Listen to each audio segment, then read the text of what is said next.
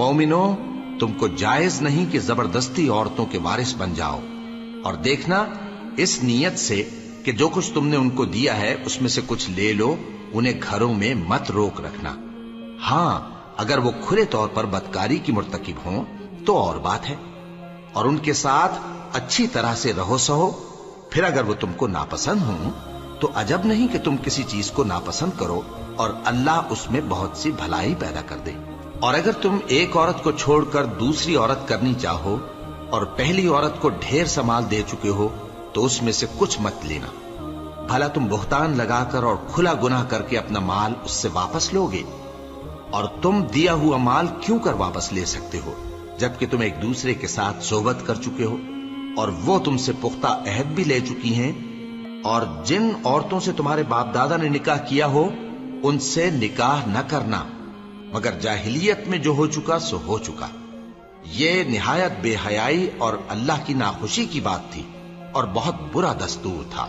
तुम पर तुम्हारी माएं और बेटियां और बहनें और फूफियां और खालाएं और भतीजियां और भांजियां और वो माएं जिन्होंने तुमको दूध पिलाया हो और रिजाई बहनें और सासें हराम कर दी गई हैं।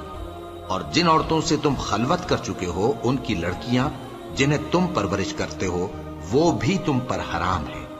हाँ, अगर उनके साथ तुमने खलवत न की हो तो उनकी लड़कियों के साथ निकाह कर लेने में तुम पर कुछ गुनाह नहीं। और तुम्हारे सुलभी बेटों की औरतें भी और दो बहनों का इकट्ठा करना भी हराम है, मगर जो हो चुका सो हो चुका।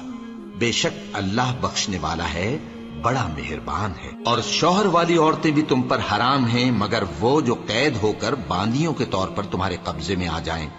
ये हुक्म अल्लाह ने तुमको लिख दिया है और इन मुहर्रमात के सिवा दूसरी औरतें तुमको हलाल हैं, इस तरह से कि माल खर्च करके उनसे निकाह कर लो, बशर्ते के निकाह से मकसूद इफ्फत कायम रखना हो, न कि शहवत परस्ती। तो जिन औरतों से तुम लुत्फ अंदोज हुए उनका मेहर जो मुकर्रर किया हो अदा कर दो। और अगर मुकर्रर करने के बाद आपस की रजामंदी से मेहर में कमी बेशी कर लो तो तुम पर कुछ गुनाह नहीं। बेशक अल्लाह सब कुछ जानने वाला है, हिकमत वाला।